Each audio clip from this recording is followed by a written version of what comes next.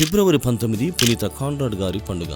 ఉత్తర ఇటలీలో పైసాంజాలో నివసించిన తొలి క్రైస్తవ కుటుంబాల్లో నుండి వచ్చిన వ్యక్తే ఈ కాన్రా గారు. సైన్యంలో మంచి పేరు తెచ్చుకున్నప్పటికీ వేటలో జరిగిన అసహనంతో అడవికి నిప్పంటించడంతో పెద్ద పంట నష్టం జరిగి తన తొందరపాటు నిర్ణయంపై తీవ్రంగా పశ్చాత్తాపడ్డాడు. అడవి దహనానికి ఒక పేదవాన్ని బాధ్యునిగా శిక్షించబోతున్నారని తెలుసుకున్న కాన్రాడ్ వెంటనే నిజాన్ని ఒప్పుకుని రైతులకు క్షమాపణ చెప్పి తన ఆస్తి అంతా అమ్మి నష్టపరిహారం చెల్లిస్తూ పశ్చాత్తాపంతో క్రైస్తవ ప్రేమను చాటాడు. కాన్రాడ్ దంపతులు దేవునికి అంకితమవ్వాలని నిర్ణయించి భార్య పేద క్లారిస్ట్ మఠంలో చేరగా కాన్రాడ్ పునీత ఫ్రాన్సిస్ 3వ సభలో చేరి సన్యాసిగా సిసిలీలోని నోటో కొండల గుహల్లో ఏకాంతవాసంతో గడిపారు. పునీత కాన్రాడ్ ప్రతి శుక్రవారం నోటోలో శిలువ మార్గ ప్రార్థనలో పాల్గొంటూ 30 సంవత్సరాలు గడిపి 1351 ఫిబ్రవరి 19న శిలువ శ్రమలను ధ్యానిస్తూ పరలోక ప్రాప్తి పొందగా ఆయన మధ్యవర్తిత్వంతో ప్రార్థించిన వారికి దైవ కృపలు, ముఖ్యంగా వ్యాధుల నుండి స్వస్థత లభిస్తుందని నమ్మకం.